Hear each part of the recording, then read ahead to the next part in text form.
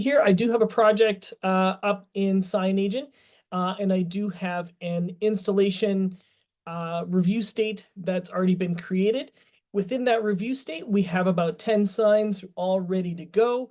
If we select one of those signs, we can then go ahead and say, yep, that's been approved. So we can approve and reject signs within the mobile. And if we reject a sign, the nice thing about SignAgent is every single time you reject a sign, whether it's on the app or within the web platform, you have to leave a notation, which is kind of nice. So that allows us any given time, if there's something wrong, you always will know what goes wrong with the installation or any kind of review process within SignAgent as well. We also see here at the bottom every single time when you do either accept or reject, the system is going to notate that in the comment section. So we see, I did not install that sign, and we see the notes that are put in place there. So that's always referenceable. And that comes into play later on when we look at the reporting end of everything. So the next thing we're going to do is we're going to quickly jump into the app. So it just takes a second here. And so this is what it looks like when we jump into the app. We have the level floor 1. So we see the level 1 is selected. And now what I'm attempting to do is I'm going to filter out all the states that I don't need to view as an installer on the app. So I'm leaving the installation state active because that's what we're working in. And that's all the signs that we want to see. So we're going to go ahead and hit apply on the top right there. Now, one of the other things that I like to do is on the bottom there, we can see we can actually filter by the review state as well. And what I'm going to do is we're going to select the unreviewed check mark. So that's the clear one. So what we see here now is when we pull up the list of the signs that we're about to review, we're only going to be showing the unreviewed signs. And this is kind of very beneficial once we get going, and you can see why in just a moment. So here we are, we're taking a look at a sign, we're opening it up. A lot of the times we're going to be able to take a picture of the new signs that we're adding to the system. So that's a proof that your is indeed installed, and that can be pulled into the reports that we're going to see in just a moment.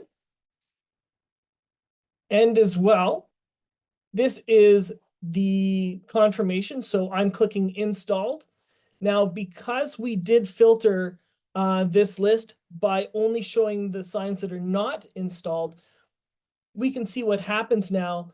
Every single time I install, that list is getting smaller and smaller. So your installer is only seeing in view what they need to see and when they need to see it. So again, there's no confusing, oh, did I do this one already?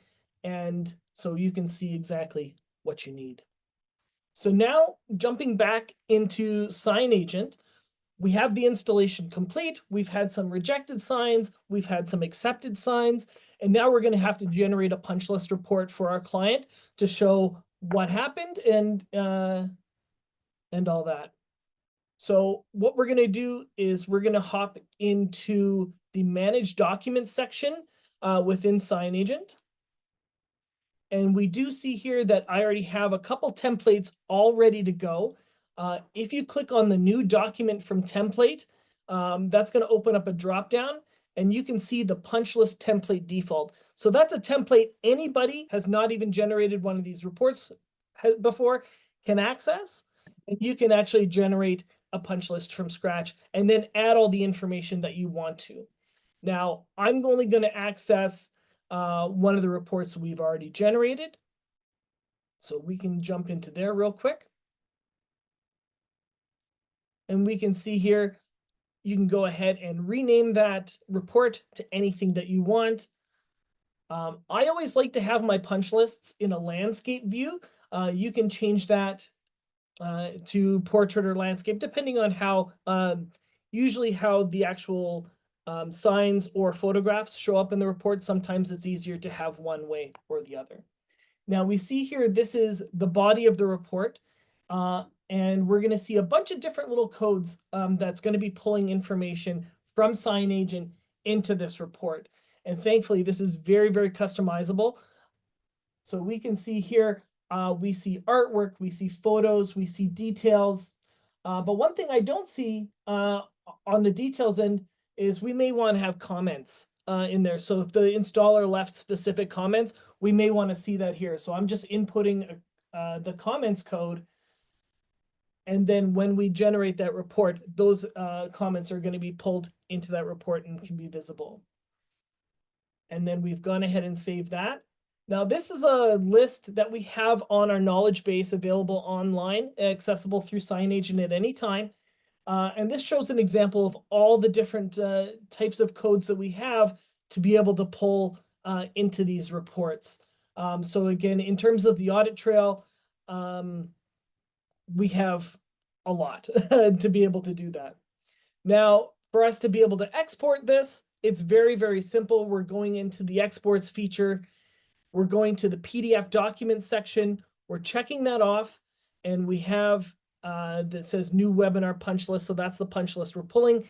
If you've named your list a little bit differently, you would just enter the name of the report that you want. And then we're hitting export, and that's going to generate a PDF of the report that we've just done. So this is an example here of one I did before, but let me actually pull up a better example here. So just let me switch over to Adobe Acrobat. So now we see here, we can see status of the actual report. So yes, that has been installed. We see the check. If we've taken photographs, we see the photograph that was taken. Yes, it's been installed. So again, it makes a very comprehensive and very easy to read punch list report for yourself internally and as well for your clients.